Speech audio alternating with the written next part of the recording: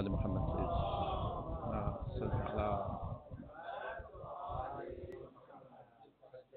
أعوذ بالله من الشيطان الرجيم بسم الله الرحمن الرحيم الحمد لله رب العالمين الصلاة والسلام على أشرف الأنبياء والمرسلين سيدنا ونبينا ومولانا أبي القاسم محمد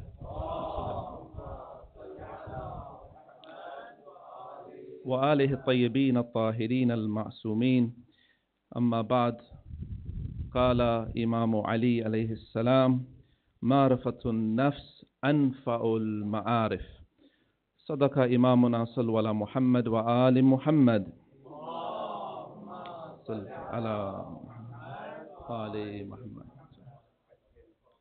First of all, to the respected Maulana and the Mu'mineen, we gather today on the greatest Eid occasion that we are celebrating. So I don't understand why everybody is looking so sad today. We should be happy and colourful, just as the clothes that we are wearing, because this is a celebration of the completion of the religion from Adam alayhi salatu wasalam to the last messenger of Allah, Rasul Akram sallallahu alayhi wa sallam, and this was completed on the day of Gadeer with the leadership, the wilaya of Amirul Mu'mineen alayhi salam. So this is a great occasion of celebration. And for this majlis, I have chosen a beautiful saying from our leader, our infallible Imam, in which he says, Ma'rifatun nafs anfa'ul ma'arif, that the knowledge of the self is the most beneficial to us. To understand this, we have another hadith from Rasul Akram sallallahu alayhi wa sallam, in which he says, Man arafa nafsahu faqad arafa rabbahu. The one who knows, he who knows himself, knows his Lord. How do I understand this statement? To understand this profound statement that he who knows himself knows his Lord, I have to come to the son of Amir al-Mu'mineen, Sayyid al-Shuhada in Dua Arafah. May Allah subhanahu wa ta'ala accept the Sheikh's Hajj and his Ziyarat and give us tawfiq, all of us tawfiq, to perform the great pilgrimage and follow the footsteps of the father of prophets, Ibrahim alayhi salatu wasalam. Sayyid al-Shuhada alayhi salam beautifully describes his development, or our development, from the process of conception through to the embryonic stages of life, in which he says, Lahmin wa dammin wa jildin lam tushhidni khalki. He says, I passed through three stages: the stage of flesh, the stage of blood, the stage of the epidermal stage, when the skin, the largest external organ, was clothed with on our flesh. I couldn't see this, I couldn't witness this. Walam taj'al, and I did not know. He says, Walam taj'al ilayya shay'in min amri. I couldn't do anything. The Imam alayhi salam is reminding us that we need to reflect at a time when we were the most vulnerable in our mother's womb, but yet Allah was still providing for us. He was still supporting us. He was still giving us risk at that most sensitive time of our life. So He is trying to get us to reflect on ourselves. For if we understand ourselves, Man arafa nafsahu faqad arafa rabbahu. Salawat ala Muhammad wa ali Muhammad.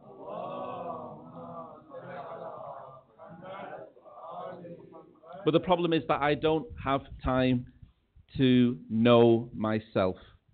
I don't have the time, because I'm working unsocial hours. I get home, I don't have time to have conversations with my wife or my children, and I'm talking about quality conversations.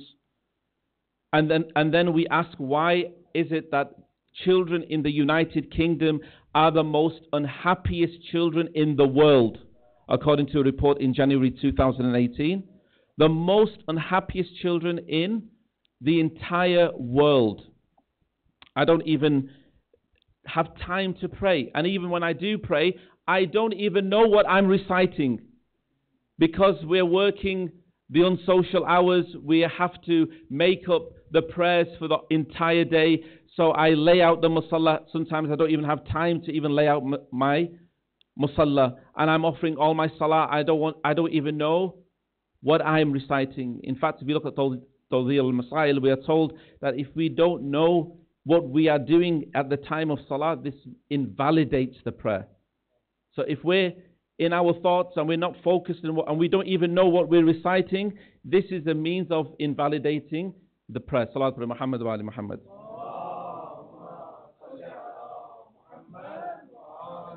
I'm so drowned, preoccupied and consumed by enjoyment, pleasure and the dunya that I don't have a second for myself. Can you relate to this? I don't have a second to reflect on where I have come from, why I have been placed in this dunya, and where I am heading towards. How can I reach Allah if I don't even have time to reflect on myself? And this is the point. It's interesting, a couple of days ago, Deontay Wilder, the heavyweight champion of the world, visited Mr. T's in Batley, not far from Bradford. And you'll find that the youth will make sure that they will be in the front row, in front of the crowds, so an hour before the arrival of Deontay Wilder. Why? So that they get the best seat or the best position. But when it comes to Salat al-Jama'at, then we have 3-4 different excuses. I have appointments, I don't have time, I am tired from work and my studies. So,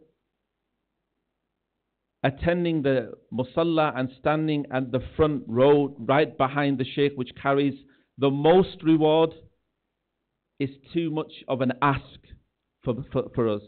But when it comes to a celebrity visiting our town, then we will make sure that we are there an hour before his arrival. Shouldn't we have we got our priorities right? Do you think we haven't got our priorities right?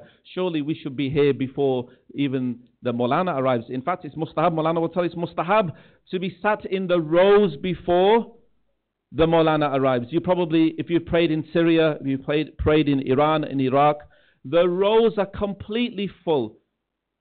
And everybody's waiting for the Imam. But unfortunately, we live in a country where the Imam is on his own and he's waiting for the Mu'mineen to arrive. And this shouldn't be the case. Salat ala Muhammad wa ali Muhammad.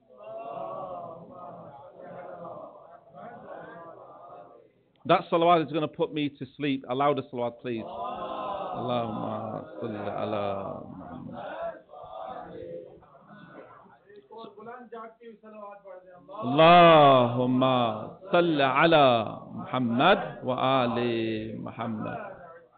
So that's energized me now for the next part. MashaAllah.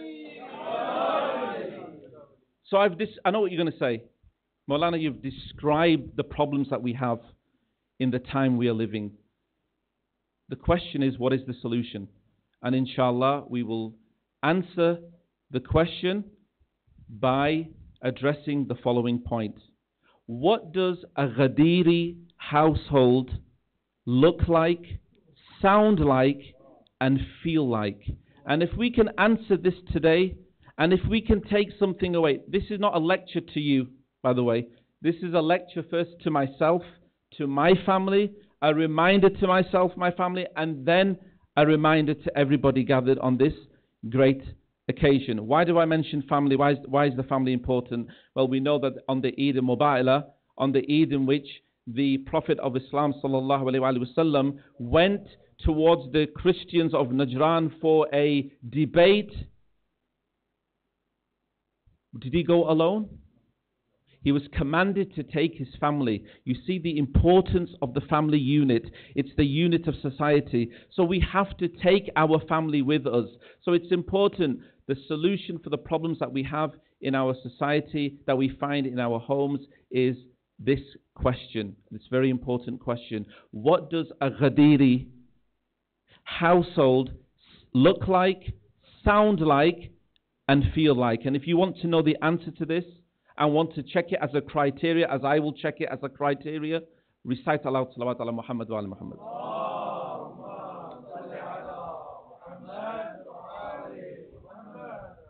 What does a Ghadiri household look like? And I know what you're going to say. What's the first thing that I'm going to mention? Is linked to my profession. Books. The love for learning. You know, you go to so many households and you will find a bed, you will find a cupboard, and you will find a box of toys. I'm talking about our children who are at this age. Even a child, how old is this young boy? 5 years old. At the age of 5, when we set a room for our child, what should we always include? We should always include a reading corner in the house. So a little bookshelf with books. There are studies on this as well that say that student outcomes are affected by the number of books in a family's household. So a reading, but how do I instill the passion for reading in my house with my children? The first thing is that, do I have a book on my bedside table? If I went round now and asked everybody, which book are you reading currently? What would you say? Could we say that this is the book that we are currently reading? Could you share that book with your child? Can you have discussions with your child on that book? So a book on the bedside table. I don't need to tell my children to read when they see that the father and the mother have a love and a passion and a joy for reading, because when they go into the bedroom they see a book on the bedside table, then this will automatically instill that love for reading. When I go to the airport, how many hours do I have to be before I catch an international flight? How many hours do I have to be at the airport? At least 3 hours. 3 hours. What am I doing in 3 hours? What am I doing on a long haul flight? 5 hours, 6 hours, 7 hours on a flight. How many hours in total is that? How many hours? About 10 hours. If I am reading in that 10 hours as a father, how is that going to influence my children? My children would love to read. If I'm going into W.H. Smith and said, right, I need to buy a book for my journey, you will find automatically that you'll try this, that your children will automatically want to buy a book as well, and they would want to read too. And it's so important we do this, but how many of us do this? We are here to gather to celebrate our great leader, Amir al-Mu'mineen, alayhi salatu wassalam. In which he says, and he beautifully puts it, Inna kamaluddin talabul ilm wa amalu bihi. He said, the perfection of religion is seeking knowledge, but not only seeking knowledge, wa amalu bihi, but acting upon that knowledge. So how can I expect my children to be reading if I don't read a book? How can I expect my children to read Quran if I don't read Quran? Did you know that the ilm of tajweed that our brothers have mastered, our Maulana will tell you, our brothers have mastered. We laugh at those people, oh, they recite the Quran in the month. Yes, we know this is bid'ah. But we also have 1,000 rakat, the Imam says 1,000 rakat in the month of Ramadan that we don't pray. But we mock and laugh at those people who recite the whole entire Quran beautifully with the correct makharij al-haruf, beautifully executed. Did you know that the science of ilm al-tajweed was the founder of that science? Do you know who that founder is? Amir al-Mu'mineen alayhi salatu wasalam. The Imam was the founder of that ilm, but we don't have time to learn. But yet you go to our brother's mosque, you find people whose beards have turned grey, and they sat with the Maulana and say, Maulana, please teach me, how do I correctly pronounce the words in the Arabic language? So this goes back to, again, a Ghadiri household will look like a household which loves books, loves learning, loves reading. I hope you've not fallen out with me. I hope you've not fallen out with me. If you haven't, recite loud salat, please.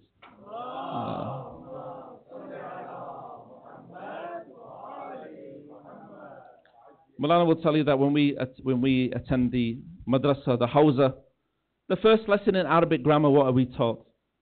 We are taught about speech. Al-kalamu huwa lafdh rakkabul mufid bil wad aqsamahu thalathatun ismun wa fi'lun wa harfun. We are told that a speech, do you know who is the founder of Arabic grammar? You go to the madrasa, any madrasa, I challenge you to go to any madrasa that teaches ilm nahu. Whichever school you go to, whichever school of thought you attend, when you attend the first lesson of Arabic grammar, they always tell you that the founder of ilm nahu, the founder of the ilm of syntax of Arabic grammar is Amirul Mu'mineen Ali ibn Abi Talib alayhi salam.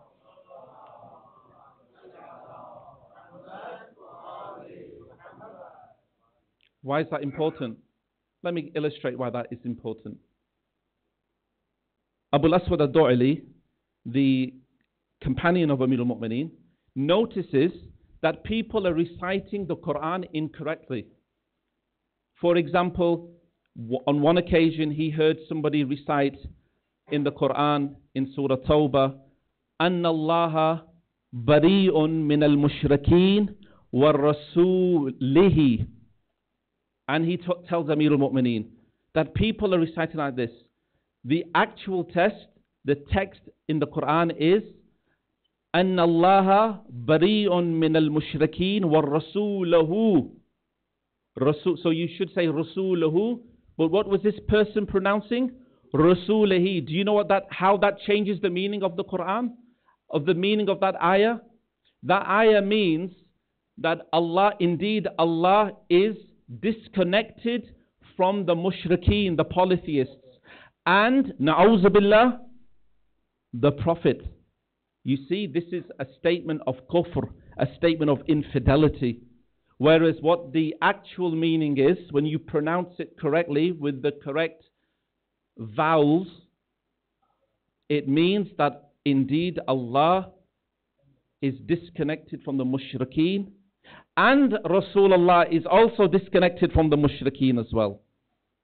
And this is when Amir al-Mu'mineen, what does he say? He turns, when Abu Aswad al-Du'ali tells him of this great mistake that the people who are reciting Quran are making, what did he say? He said, go towards this intention of writing the rules of grammar. So the founder is Amir al-Mu'mineen. He is the one who dictated the rules. So Maulana will tell you that we are told, kullu fa'ilin marfu'un, every doer of a verb is the letter ends with a dhamma, a pesh. I think in Urdu we say pesh. Where does these rules come from? Ali ibn Abi Talib. And yet we have no love towards this science. Why is this important? If I don't know the rules of grammar, how do I understand the words of Allah? If I don't understand the words of Allah and the hadith of the A'imma, how am I expected to understand my duties and responsibilities that Allah has placed on my neck? And that's why it's important for us to try our best and encourage our children to sit with the Maulana and to learn the Arabic language and to learn how to read the text. Salawat ala Muhammad wa ali Muhammad.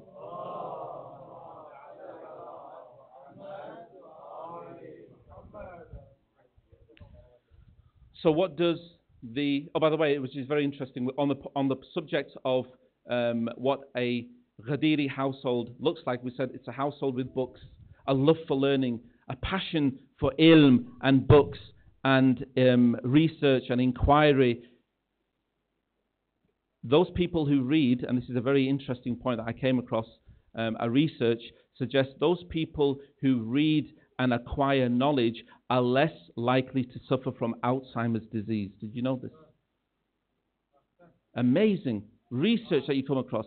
Another piece of research which I came across very recently, literally a few days ago, And it reminded me that when Amir al-Mu'mineen Ali ibn Abi Talib alayhi salam says that all illnesses come from the stomach. And the other day I read this article, new research from the States, in which the research says that Parkinson's disease, even Parkinson's disease comes from the stomach. We shouldn't be surprised because he is Madinatul Ilm, isn't he, after all? He is the door to the Madinatul Ilm, so we shouldn't be surprised because this is our Imam. So what does a Ghadiri house? So what's the first point? The love for books, the love for knowledge. But more importantly, as a father, should be modeling that. If I don't model that, if I don't have that love and passion for reading, I shouldn't expect my children to love reading as well. The second one is a dining table which is used. A dining table which is used. How many of us have, hand on heart, genuinely, and you're going to be honest with me, how many of us have family dining time? Proper family dining time, where we sit together as a family. Bismillahir Rahmanir Rahim. Let's begin our food as a family. And the father sits at the table first and he calls the children. And the children, how many of us, what we actually find is our son is in his room watching an episode on Netflix with fish and chips, a box of fish and chips in his room. And the mother is watching something on TV. The father is parked up outside a takeaway on his way to work, and he's had his meal, and he'll never tell his wife because you don't tell your wife those things. I can see that. I can see people. I know what people say. Maulana, this is what you do, isn't it? You do this as well. We all do this. We know. Is this the way we should be doing things? When a dining table which should be used. That's the second thing. Maybe we can start this from today. That from today, children, we will all eat at this particular time and we sit together, because when you sit together as a family, Allah increases the barakah. If you can eat from one tray, which I sometimes try to do, but I don't do, I should do more often, and which is we all eat from one tray or a plate. This has more barakah. That's something that we should always do as well. What does a Ghadiri household look like? It's a household that has what I call FQT. Do you want to know what the acronym FQT stands for? Family Quran Time. How many of us have family Quran time? How many of us have family Quran time? If I didn't have family Quran time, I'm not allowed really to recite this. So there's family Quran time. Family Quran time means the TV is off, the social media is off, the phones are put away, the WhatsApp goes, everything is switched off, and there is a focus in the namaz room. Every house should have a namaz room, a prayer room. A Ghadiri household will have a prayer room. And if we don't have a big house with a separate room, because mashallah Pakistani families have 5 generations, don't they? Yes, extended families upon families, mashallah, yeah, in the house. If we don't have room, at least a little corner in the house which has a tiny book. You can buy a bookshelf, a plastic bookshelf for something like £15 from Argos, and have the Quran and some books and Tawzir al-Masail and a few tasbihs hanging from them, and a little bowl, a little sandwich box even of turba, and everybody in the house knows that the mother and the father sit in this area of the house, and this is where we recite Quran. How many of our children recite Quran to our parents? So I'm saying, proposing that we should all have FQT. What does FQT stand for? Family Quran time. In doing this, what happens? The negative energies in the house will dispel. The risk increases. The problems of everybody in the household vanishes. Why? Because the person who recites the Quran, everybody in the household benefits. Isn't that amazing? Wow, one person recites Quran, everybody, according to the hadith, everybody in the household benefits. So that's something we should be focusing on as well. Another important, so prayer area, family Quran time, books, a bookshelf. And mashallah, I know the Mu'mineen of Sheffield are so close and are such a lovely people that I know that there's going to be a queue in Argos on Monday morning, because people are going to be buying bookshelves. Because you are people of action.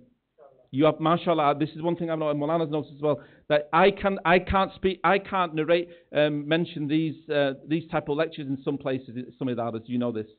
But I know that the Mu'mineen of Sheffield are the type of people of action, who will actually act upon recommendations that I'm sure you will see the benefits. Try it, maybe I'm wrong. You try it and you will see the benefits.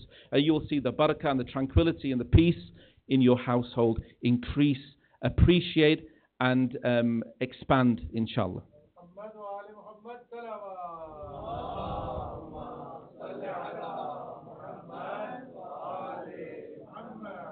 MashaAllah, I think the person who brought the glass knew that I was very thirsty. That's why they were a litre glasses.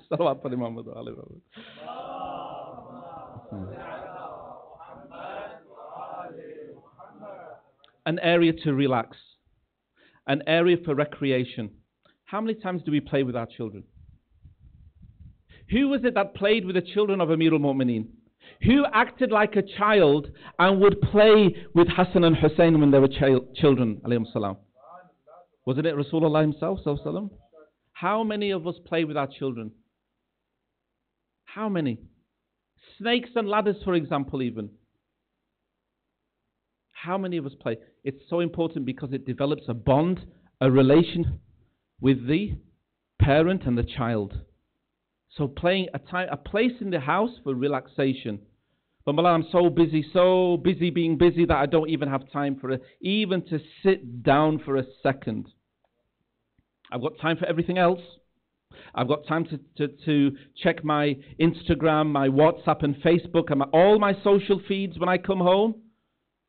And my child is telling me something very, very important. He's telling me something important about happening in school. And what is Baba doing? Baba is on the phone. Yeah, okay. And then I ask a question. I sometimes have this problem as well. I ask a question, and my son goes, "Oh, Dad, how many times do I have to explain?" So I need to be an active listener. If I'm not an active listener, my son will think I give up on this person because he never listens to me. He never understands. When something is important, you put every distraction away, and we actively listen. How do you actively listen? What's the first thing you do? What are you all doing? Making eye contact. You make eye contact and you look serious. Maybe your head slightly to the side and you actually look as if you are interested. And when you look even interested, your child will tell you more. Okay.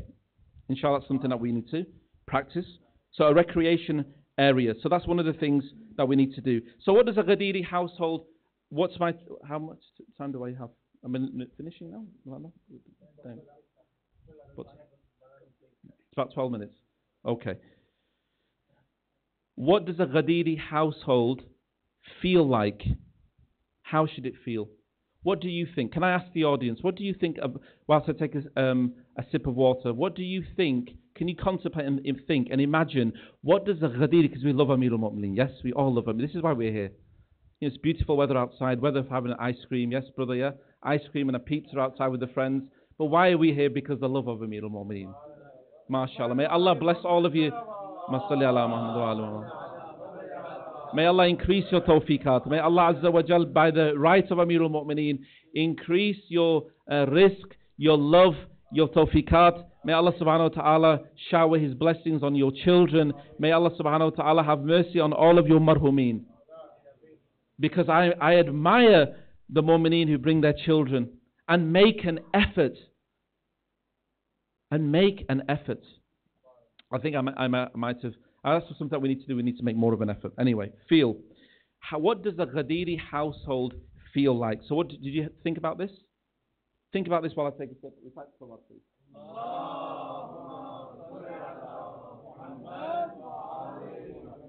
So, can somebody call out some things? What do you think a Ghadiri household should feel like? Practical? Anyone else? I am amongst friends, and there are many people with families.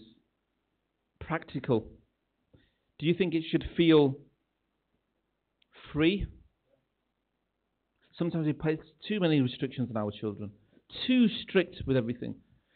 A house should be a place which the children love. They should feel comfortable. They should feel free within rights. There should be boundaries, of course. They should feel comfortable. They should feel happy. What do we hear in our homes? Do we hear the voice of happiness? The voice of joy? the voice of laughter? Or are we hearing constant bickering between the parents? Are we hearing raised voices? Do we hear swearing and loud voices between siblings? Do you think this is what the Ghadiri household should be like? So what should it be like? It should be respectful.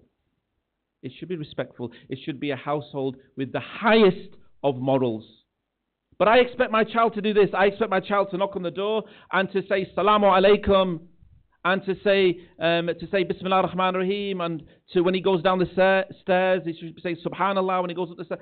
We should expect him to. No, we shouldn't expect him. If I'm not modeling that behavior, I should not expect anything from my child. As my Ustad, Marhum, Maulana Sayyid Shabiul Hassan used to always say, may Allah give him the highest of stations in Jannah. He always used to say, if I as a Maulana do not recite namaz in my son's room, how can I expect my son to be a namazi? How can I expect my son to be a namazi? So this is something that we need to focus on. That we need to develop a house of the highest moral conduct, behavior and expectation. How do we do this? We do this through modeling those behaviors. If I don't have those discussions, so if I'm not sat at the dining table and I'm having those discussions, then how are our children, our children who go to primary schools and the challenges that we face with the modern curriculum now? You know about the protests in Birmingham? Why are we so worried about those lessons? This entire country, the social media, the advertisement, everything that is being fed to our children through their eyes and ears, and even the taste buds that from the food that they eat, are challenges in the modern society we live in. So how do we face these challenges? Our child, when he goes or she goes to primary school, should know the difference between right and wrong. That they know what the teacher is teaching is completely against Islamic traditions, and they are confident enough to have a voice against those teachings. So that's something that we need to. High moral modeling by the parents. If we don't model, then our children will never learn. Because our children at this age will follow his father, yes or no? Why? Because he loves you. Even to this day, my son always says, Dad, are you happy with what I'm doing? Are you happy? Because that love. So when a child loves his father, he wants to follow. If we love Amirul Mu'mineen, we surely should be following his actions too, don't you think? Let's take that pledge today, that we follow our leader, our master, our Mawla, Amirul Mu'mineen, that we love so dearly. Salatu Muhammad wa Muhammad.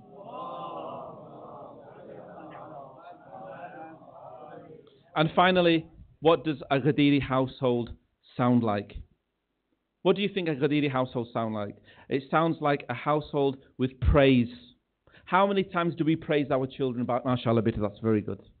MashaAllah, you reminded me of the prayers today. Beti, that's great. Look at that beautiful way you've done your hijab today. Before we leave the house. Before we leave the house to visit somewhere. To encourage our children. Unfortunately, our households, there's very little words of encouragement and praise that are spoken to our children. We expect our children to say wah wah to our parents. How will they praise us and respect us if we don't first respect them?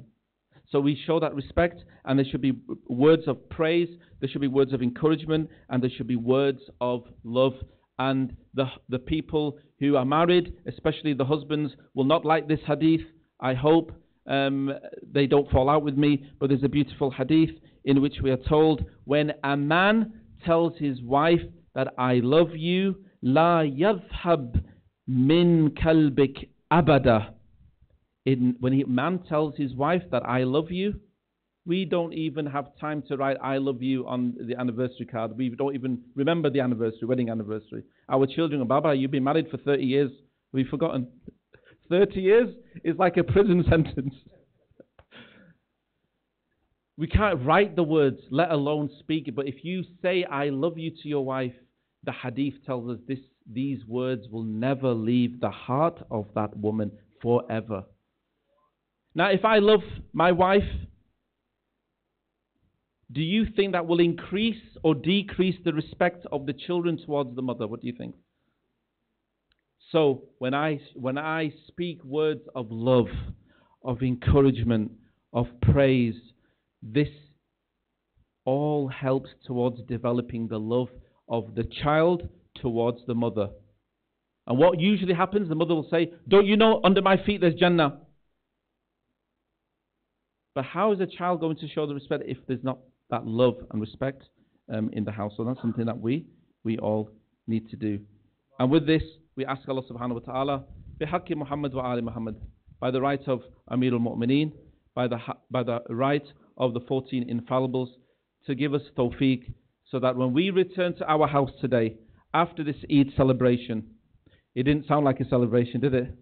You knew that. You knew when Maulana Israr comes, it's not going to be your typical Ghadiri majlis. But I think this is my responsibility. It's as a student of knowledge that we learn in the Hawza, and we're still learning, that we have a big responsibility to sit on this mimbar. And therefore, when we leave this Anjuman Haideria and we step into our house, the threshold of our house, I hope we can all remember. I've said this before, the short-term memory lasts between 15 and 30 seconds. And we can only retain 5 to 7 pieces of information.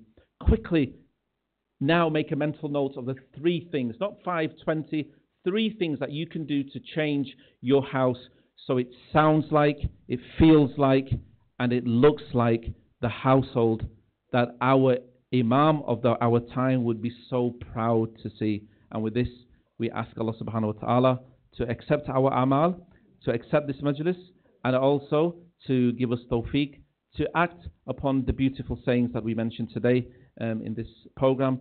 May Allah subhanahu wa ta'ala increase your tawfiqat. May Allah subhanahu wa ta'ala increase your risk and have mercy on all of your marhumeen. And I end there, and I can ask you to recite aloud, Salawat ala Muhammad wa ali Muhammad.